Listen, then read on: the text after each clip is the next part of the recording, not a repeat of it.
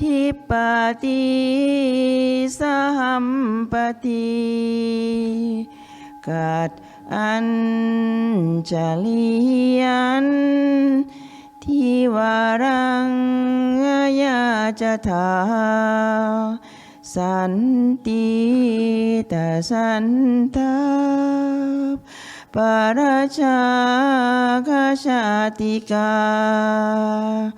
เทเสตุธรรมังอนุกัมปิมังปัชชัง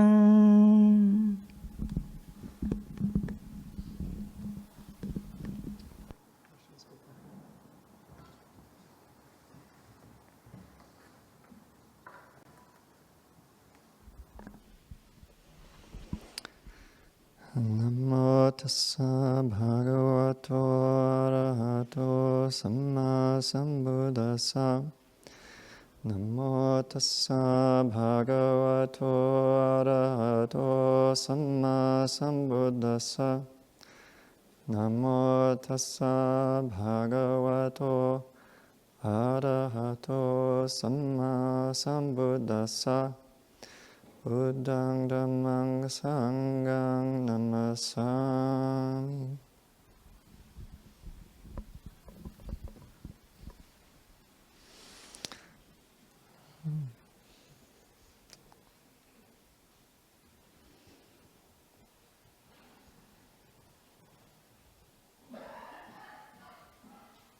It's good to see so many people interested in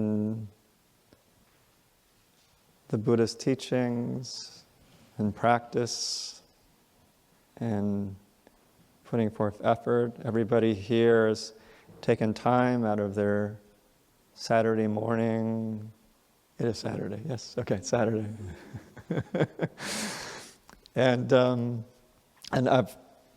we saw a little bit earlier, many of those here practice with the ajahns on New Year's Eve and to New Year's Day, or New Year's morning, I guess. Putting forth a lot of effort, staying up through the night, practicing meditation. And it's actually quite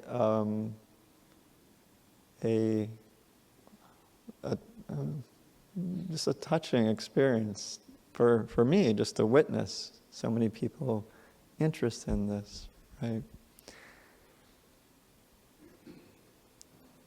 I was kind of thinking about what the Buddha would want us to be doing, and it's like, well, the Buddha would be, oh, I don't know what Buddha would be thinking, but I would imagine the sort of seeing people, seeing beings putting forth effort, being very diligent and being very conscientious, to say, oh, yeah, that's good. That's good. Of course, you'd say, keep going. He was sometimes in our culture, in our society, every culture size different, and there will be things that be considered good and some things that be considered bad, right? Do the good things, don't do the bad things, right? Maybe good, be successful, make money, right? Have a family. There's many cultures, those are considered good things, bad things might be like, don't punch people, and don't be troublesome for others, and don't do those things, right? And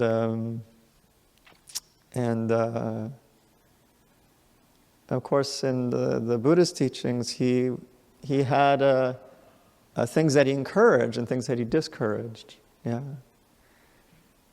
And so it's quite beautiful to see so many people put forth effort, and I'm sure for others here, I've heard from many people, not just, this morning, I've heard a couple of people, or actually several people, say that they were quite interested in joining this community. I was briefly at a coffee shop and talking to some of the Clear Mountaineers, here people part of this community, and they were saying that they were attracted to be part of this community because they felt a sense of being at home and also kind of uplift from the examples given by the ajahns, the monastics, but also the community around. They felt like, I can feel the kind of the oomph here. This is not to to say other communities there's anything wrong, but just they felt an oomph, right, to being here, and so they were attracted to that, right? So I just wanted to just share my heartfelt appreciation for seeing everybody here put forth the effort, right? It's actually something that, as the Ajahns mentioned before, I've been doing a lot of traveling, especially the last couple of years as a monk, and often talk with people, and many of them, share their appreciation, let's say, for me or other monastics. But truthfully, I actually feel the same way when I see lay people, obviously, I'm part of a monastic order. I obviously appreciate the monastic community, but I also appreciate the lay people, and I actually see the diligence and see the effort and see the determination and the, sometimes it's not easy, and that sort of grit or resolve, that the willingness to persevere for difficult experience or difficult times in our lives, right? And to maintain the practice. Before there was the meditation, the Ajahns led the community in the 3 refuges and the 5 precepts, and that's it's that resolve to say hey I'm going to take it on. I'm going to develop a sense of faith, and I'm also going to start restraining myself, right, and as a protection for others, And so both of those things, when we take these things on, we're actually also helping and encouraging others around us, right? So while it might feel sometimes that, what one is doing is, part of practice is maybe a very kind of solitary individual thing, we may not realize how we're affecting others, So even though it's like, okay, I'm, taking on the 3 refuges, I'm taking on the 5 precepts, it's actually in a quiet but quite a powerful way, you are actually affecting others around you, You may not have a sign that says, hey, I'm taking the refuge by precepts, but people will feel that, right? Even people that aren't Buddhists, that don't know what you're doing, they'll probably get a sense that, somebody's doing something unusual. Somebody's doing something different, What is this? And sometimes people like this, right?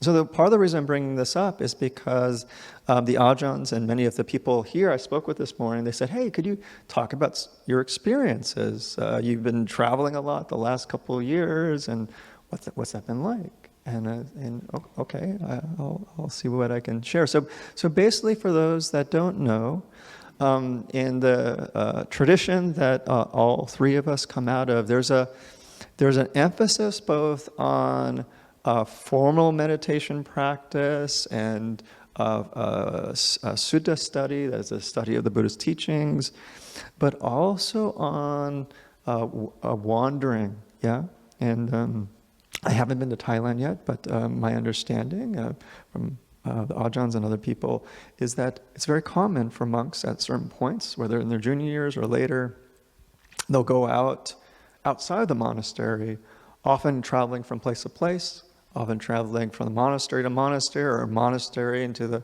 jungles or forests or plains. And they embark on something where they don't know exactly how things are going to turn out, right? They leave the monasteries tend to be, fairly structured places. And so there can be a kind of a sense of kind of order, and maybe some expectations can start to come in. So when you leave the monastery, even if you might have a plan, I want to go over here, or we're going to go over there, you don't necessarily know what's going to happen, right? So you don't know if you're going to get any food that day. You don't necessarily know what challenges you might encounter along the way.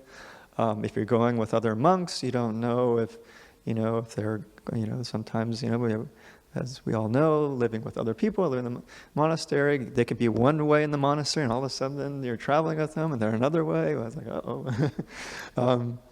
And so there's a lot of unknowns, right? Those unknowns are actually always there. But because of often the routine or the kind of structures, it gets maybe kind of hidden, yeah? So the inherent nature of things being not quite certain or always there is hidden from us when we have things very structured. So when monastics step out of that, we're actually intentionally putting ourselves closer with this quality of anicca. Yeah, anicca often gets translated as change, but it's often talked about in the way of being uncertain. So our experiences always have that quality to it, right? But our minds don't always see that, right? So monks, we will sometimes go out, and we'll also do this because it's not easy, right? You might be traveling many kilometers a day. That's for those here in the States. That's another way of saying a measure of distance. Like we use miles here, but we travel sometimes very far. It can be very hot, or here in the States it can be very cold. Again, the food that's offered, or there might be food that we're not used to, or might not be any food. We don't necessarily know what's going to happen, right? So we're also willing to be with challenging circumstances, right? So it's a part of the tradition to do this, right? So that's what I've been doing to different degrees for the last couple of years. Sometimes I've been doing this quite literally in the traditional way, being on foot. Last year, for a couple months, I was doing this up along the California, mostly around the coastline areas, just outside of Los Angeles, and went up to Santa Cruz. But I've also been doing it in maybe different ways, maybe more kind of in a more stationary way. For example, this last summer, or what's called our Vasa period, I was actually staying in a tent in Bozeman, Montana, and while I was at fixed place for 3 months to observe our discipline around the Vasa period, to stay in one place, I was also going out in the mornings in the traditional way of seeking alms into a community that wasn't used to seeing monks go out, seeking alms and just allowing things to play out. And sometimes I'll take these short sojourns as I'm traveling from monastery to monastery, where I might just go out for a day or two, or I might decide I'll just sleep out tonight and see what happens. So I've been taking on this practice of being with the unknown, and in the course of being in the unknown, we monks encounter people, and part of this, we need to eat at some point, so we go on alms around the morning. For example, I'll often go, every day I was going out and start, okay, where should I go? Well, there's a grocery store over here, there's a bakery over here, I'll just go out there and I'll stand outside with my bowl and just be very still. And people will go inside the store, people will go back to their cars, I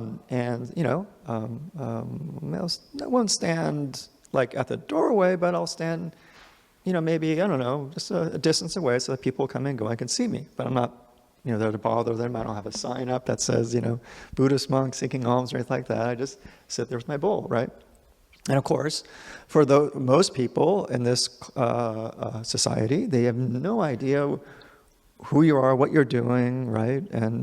And so for most people, they're like, okay, strange person, I don't want to deal with this. I'm just going to go to the store, right? But occasionally what happens is that people will be kind of like, oh, what was that person? Is that a monk? They recognize you're usually a religious figure, but they don't necessarily know what you're doing or what you're about. And so occasionally, some of the people that are coming in and out of these stores, the grocery store, the bakery or whatnot, they'll come up to you, right? As an example of this, this was last summer, I was in Bozeman, Montana. I was outside a grocery store, and they had some tables out there, and the tables were there for the patrons of the grocery store, let's say to have their coffee. You can get coffee in the store, or to have they might have a lunch or something like that. They bring it out and they eat it on the tables. And there was a few people out there. There was a man, he was sitting kind of on the table, he had a guitar, and then there was a woman that knew the man, and she was there with her dog, and just a few other people around. And I was just standing off on the sidewalk with my bowl, just underneath a tree. And, she was there for a while, and she, looked at me from time to time. And after about maybe an hour or so, maybe 45 minutes or an hour, she walked up to me and she said, "What are you practicing? Are you meditating?" And I smiled. I said, "Well, no, I'm just standing here. I'm a Buddhist monk." And it's like, "Oh yeah, I kind of figured that. And so, what are you doing?" Right? Well, and then at that point, I'm actually allowed to say, "Oh, I'm here as Buddhist monk. I'm seeking alms, food, and this is how we monks sustain ourselves." And she said, "Oh, can I get you something?" Yeah, that's often how things will work out, right? And of course, in the process of doing so, we talk a bit. I don't remember if I was talking to her kind of afterwards or before, and usually ask, get to know them a little more, with their name, introduce myself. My name is Bhante Jāgaro, and they'll say, "Oh, that's very interesting. Never seen anybody like this." Or they might say, "Well, oh, okay. I thought I made a connection. I thought oh, okay, sometimes people, they travel. Sometimes people have been to Southeast Asia, so they might actually have been to Thailand, or they might have been to a other Buddhist country, right? And of course, we Buddhist monks from different countries often look different, right? But so it's like, oh, they're trying to put the pieces together, right? And so, I'll usually ask at the end, if you're interested, I can do some chanting for you as a gesture of appreciation or a blessing chant, yeah? And often, people, sometimes people say, no, thank you. In this case, she was like, yeah, I could really use that right now. Yeah. And actually I get that response a lot. It's really interesting. It's like, yeah, I could really use a blessing right now. Yeah. And I think that's one of the things that's important to note is that when somebody does this, there's an element of, you could say, faith. I mean, these are difficult words, what does that mean, but just a sense of trust, it's like, I don't know who this person is, I don't know what they're doing, right? But I'm going to approach them and just say hello and find out what's going on, right? And that's a very important quality, right? And of course, later when people, like I said, this person was willing to actually share, it's like, oh yeah, times are actually difficult for me. I could use something to pick me up, right? Sometimes I'll give you another example of something that can happen in the sense of faith. So that not that day, but it was a different time. This is also when I was in Bozeman, Montana. I was returning back from alms, going back to my tent, and there was a man that was running up behind me. And he said, wait. And, oh, turn around, and we start talking, and I find out, he saw me, and he really wanted to talk to me, and so he started talking. And in the course of the conversation, he started to express how challenging his life was, and then he actually started to talk about all the difficult things he's been going through lately, things with his family and such. And it's worth kind of pausing and just noting, this person has no idea who I am, right? But they see something here, and they recognize, oh, this is somebody I think I can trust, yeah? Right? And of course, in that circumstance, I listened to him, and I shared a few words, and I also similarly said, I told him I was going to be around for a bit, but can I offer just, can I do some chanting for you? I just thought, maybe some chanting might be helpful in this circumstance. And so he actually was very interested in that. He said, and so I did some chanting for him. Maybe a different, I think it was a different chant that I normally do for the when somebody offers food.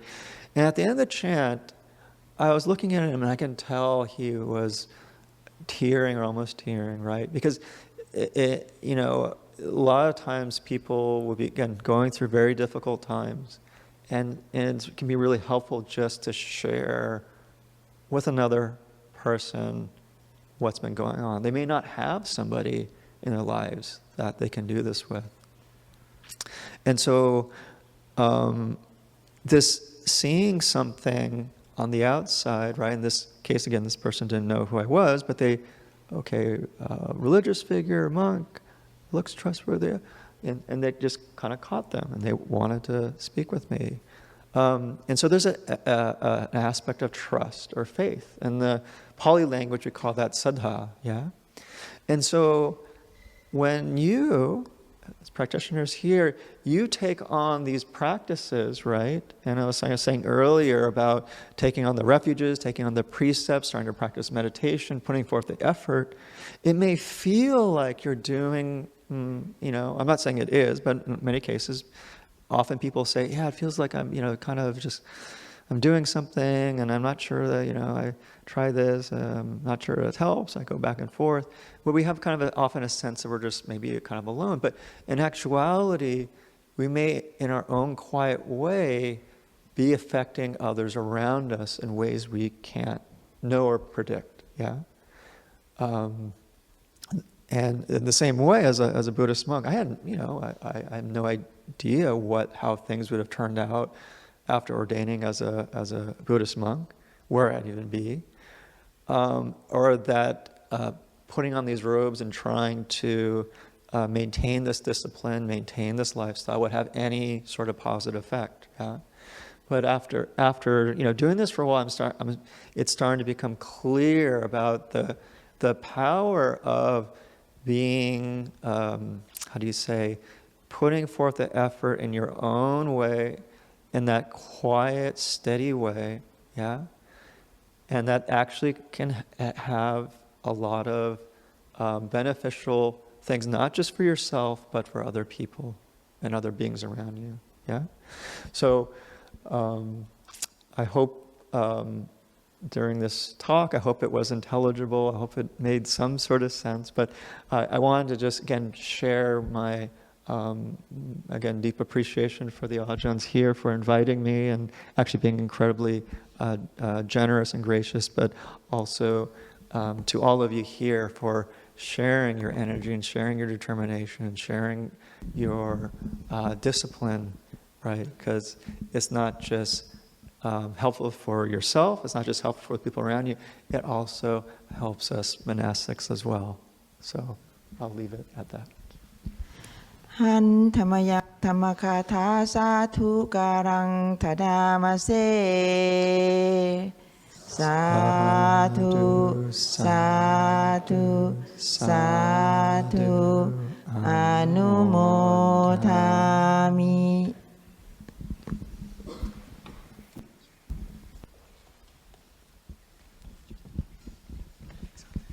Thank you, Venerable. Yeah, so we'll shift over to a Q&A mode, or just if anybody had any reflections or questions for any of us or all of us, both people here and people who are on Zoom. If you have a question on Zoom, you can just raise your cute little cartoon hand, and if you're here in person, you can raise your cute, whatever size, regular hand. So, and we'll get a mic to you. So, thank you very much for sharing your experience, which I had very little idea about. I do have a question. You sort of point out there's a metaphor in your experience to life, trust, and all the rest of it. You described most people ignore or are indifferent to your standing there. They don't know what's going on and they pass by. And some people are curious. How do you deal with, or did you have to deal with, even hostility or that sort of thing? Because that's also a metaphor for life. Sure. Should I repeat the question, or is it intelligent? Like, don't worry about repeating the question. Okay. Some places they want you to repeat the question, other places. So with hostility, it's worth keeping in mind that while I have experienced this, it's actually very rare. Almost, well, I mean, the bulk of the experience is, you could say people just going about their day and they see you and they go, oh, okay, that seems nice, and they move on, right? And again, occasionally, when you do have interactions far away, 99% of those are positive, very kind, generous, gracious experiences. And occasionally, it's somebody that screams some obscenity out a window of a car or whatnot. And, I mean, people here experience that. You're not monks, It's like, so you just, you handle it, the best way you can, yeah.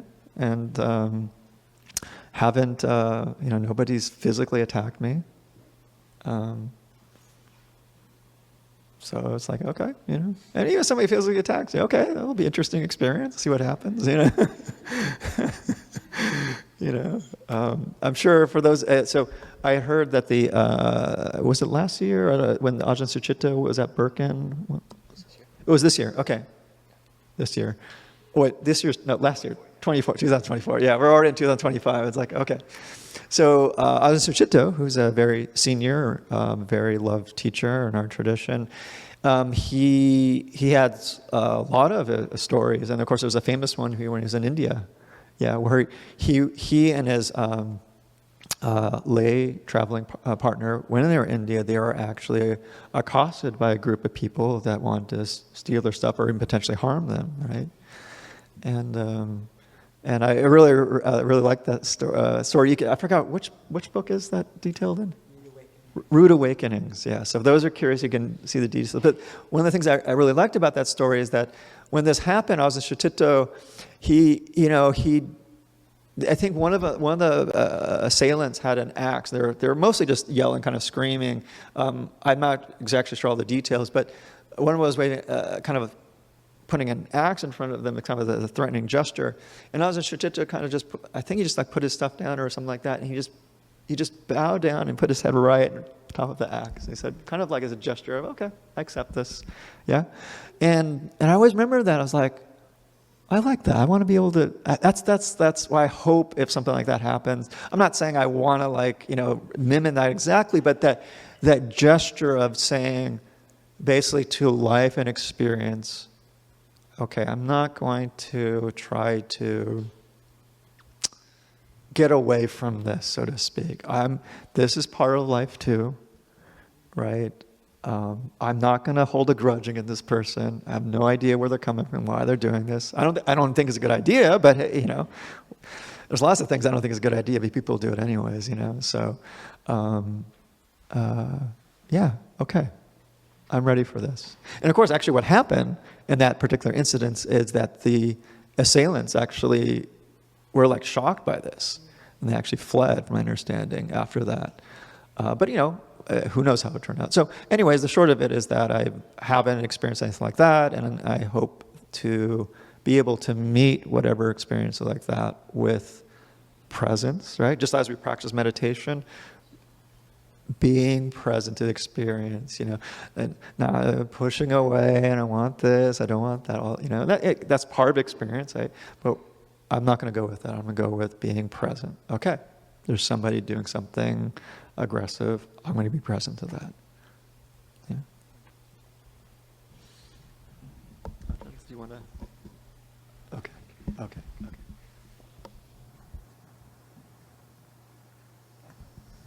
Sid. Thank you, Ajahn, for the wonderful talk. I don't have a question, but I wanted to share a reflection that I had. In your talk also during the New Year time. So after the New Year's vigil, when I was getting back home, I had my first flat tire in my life. And I realized about it when I got home. And as soon as I realized oh, I had a flat tire, there are two stories popped into my mind. Like one, like, oh my God, first day in the New Year, come on, it's gonna be like terrible. And then the second story that came to my mind is what is the best way to know about flat tire other than in your driveway when you're safe and your car didn't get damaged. Like the car damage is fine, but you didn't hurt anyone else and you didn't get hurt. What a wonderful thing to have happened, right?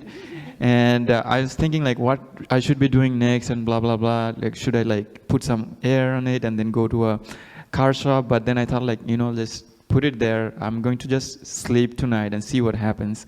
And next morning I woke up oh, I can just call my insurance and then let them come and then deal with it. And then it was super, super simple. So what I wanted to, and then when Ajahn was talking today that he travels without any money, without any supply of food, and the basic necessities of life comes to him.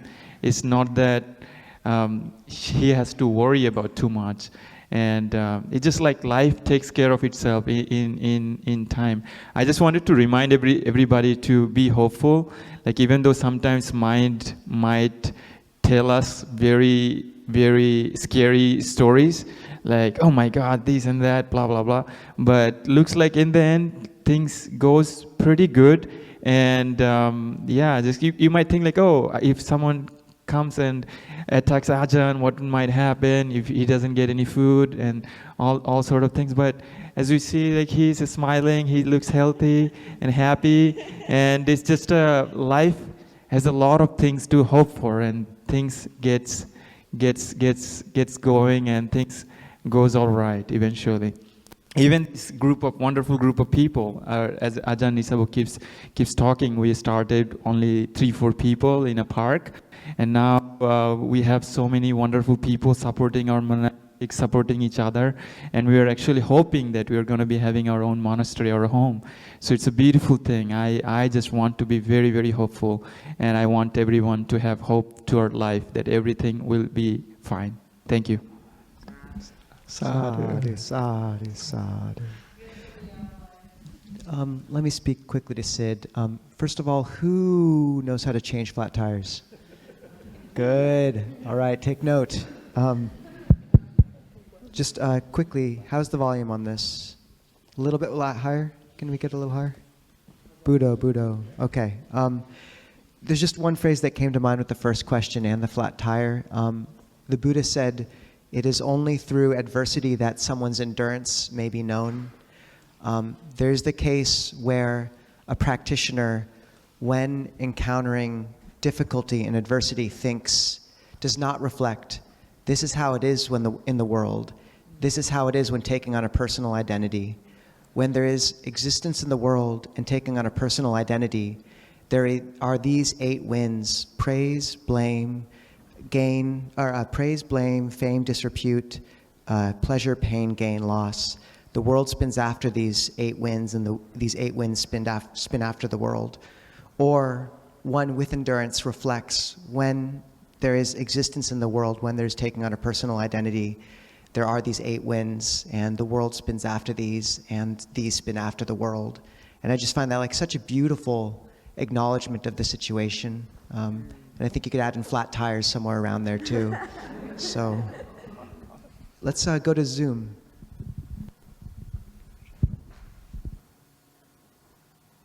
I think you can unmute whoever it is. Hi, my name is Dana. Ajahns, thank you very much, and thank you for the talk. You can hear me, right? Yep, you're good. Matt? Thank Yes, you. okay, great, thank you. I am not surrounded by any Buddhist communities where I live. There are no monasteries, no communities. And Venerable, you mentioned at the beginning that you had witnessed a ceremony or the taking of the refuges and the 5 precepts. And I was wondering if that could possibly be done sometime for people on Zoom who are farther out. I don't know if it's possible if you have to do it in person, but if you could reflect on that a bit, perhaps. Thank you very much. Yeah, thank you for asking the question.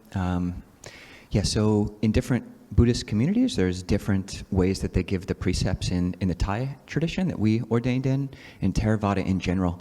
It's a very common thing. You can come and, quote, take the precepts pretty much every day. You come to a monastery and you can take the precepts. And in Chinese tradition, it's much more condensed. They'll do it maybe like once a year, twice a year. It's a huge ceremony. And you're taking the precepts oftentimes for life, or even for multiple lives in certain Chinese contexts. But here in Theravada, it's really taken as, these are trainings. I undertake the training to refrain from taking the life of any living creature, to refrain from taking that which is not given, from sexual misconduct, from lying, from using intoxicants. And that's what it is. It's not a commandment from the Buddha. It's not something which is handed down from on high. It's something which, if you see the value in this, in being harmless, in giving off this harmless vibe, this harmless radiance into the world, then you see the value in it. And then you train in that. And if we mess up, or if you want to reestablish that, you can come and you can do it just with your own shrine. We do it the first Saturday of every month. So if you tune in at around 9:30 PS Pacific Standard Time, then you can do it long range with us here. And yeah, we just love people doing that. And you are tapping into a community, even if you're far away. This is not just a community over space, it's also a community through time. People have been taking these precepts for 2,600 years and more. And also other ways, an announcement just wanted to make. Another way you can tap into the community is through our online meditation. So throughout the whole year, we've got an hour and a half every morning of Zoom meditation, and an hour in the afternoon. And you can join, and we'll have a monastic there with their camera on, and you can join with your camera on, camera off. And as long as your name doesn't have any obscenities in it, then you can have whatever name you want on the screen, but it's great to have, see who you are if you want. And actually starting in 2 weeks, we'll have a period of increased time. Ajahn Nisabo and I are entering into our version of a 3-month winter retreat.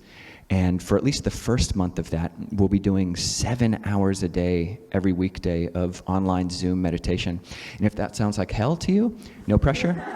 But for those of us who it's like awesome, it's like a total heaven realm, and there are those of us who that's what it's like, then join for as much or as little of that as you want. It's just a great opportunity. You can go to our website on the calendar starting January 15th. It's a Wednesday, 2 Wednesdays from now. That'll be happening. 2 to 3 hour sessions every day for that month, and we'll probably continue it afterwards. So. Thank you very much. That's extremely helpful, and I do appreciate that. First Saturday of every month, we do give those. If anyone ever really wants, if you've had a lot of trouble with one of the precepts, like the 5th, and you really want to make a personal connection with these precepts as a switch, kind of a change moment, just tune into the Wednesday Zooms and message Ajahn Kovilo and myself, and we'll stay on after and have a kind of personal ceremony. And just to say, to reaffirming those every day is very powerful for many. And on our Discord group, we have 500 people keeping these 5 precepts together, along with the daily meditation practice and confession partners. So if Discord sounds like something that teenagers use, it is, but it's also useful for this. So consider tapping in that way. But the ritual is powerful. The Buddha called the 5 precepts the root of our humanity. It's useful. maybe one more question. Peter.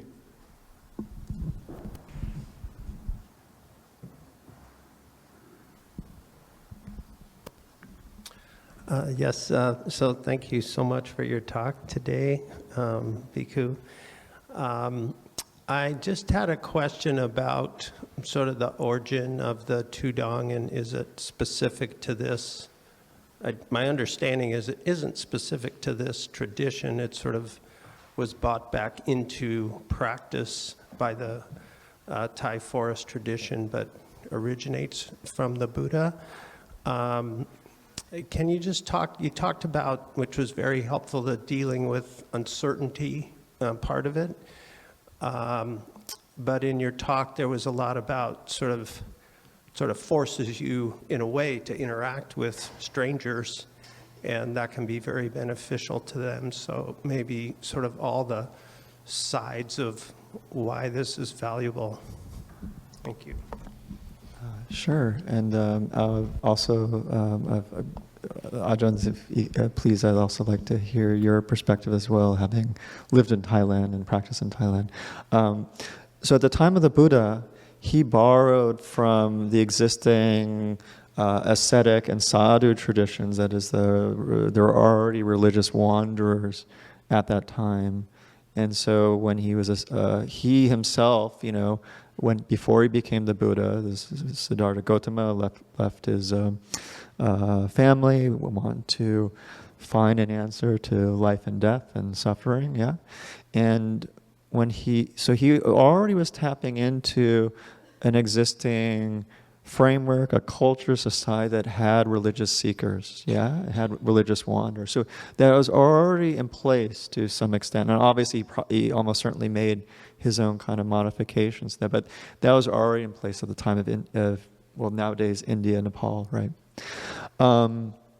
And in terms of like in Thailand, maybe I'll let the Ajahn speak to that of the kind of origins, more modern origins of the Thai forest tradition and things like that. But yeah, this goes back to the time of the Buddha. Yeah. Yeah, so it's happened throughout the course of Buddhist history is that, it starts off in a forest tradition. The Buddha attained enlightenment under a tree.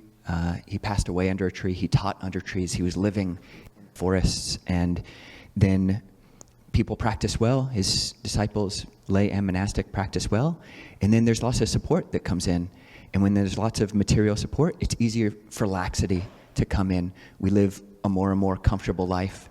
And then over the centuries, over the decades, things get lax. And then it's happened in every Buddhist country that after several centuries of this peak, very inspiring period, there's this degradation of practice on multiple levels. But then there will be a reformer who oftentimes takes it back to the forest and starts practicing, and then it wanes, and then it waxes with these going back to the forest. The Buddha said, as long as there are people practicing in the forest, the noble path and noble attainments will continue on in the world. And so Ajahn Mun, our teacher's teacher's teacher, so still several generations away, but hopefully we're not too far down the degradation spectrum. But yeah, Ajahn Mun really took it back to the forest, and we still do that. I mean, we're looking for our monastery to be very much in the forest and to probably have periods each year where we go back and test ourselves. As Ajahn Nisabo was saying, there are three qualities of a good friend. A good friend is someone who gives what's hard to give. There's someone who does what's hard to do. And there's someone who endures what's hard to endure. And I think that's why all of us kind of chose this forest tradition, is because our teachers, our friends, we look around and yeah, we have reliable huts when we're living in monasteries, but still we're doing something that's hard to do. We're enduring something that's hard to endure.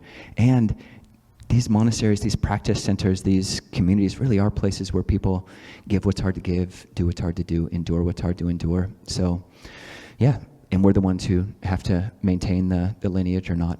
So yeah, great question. Yeah, Jāgaro's keeping us from backsliding, which is good. There's a good story. Ajahn Chah came to the West and encountered one of his old disciples who disrobed Paul Brighter. And he was kind of poking fun at him because Longport Shah did that a lot. And he said, Paul, where did the Buddha attain enlightenment? And Paul said, in his heart. And Ajahn Chah said, yes, but where was he sitting? So, such a good story.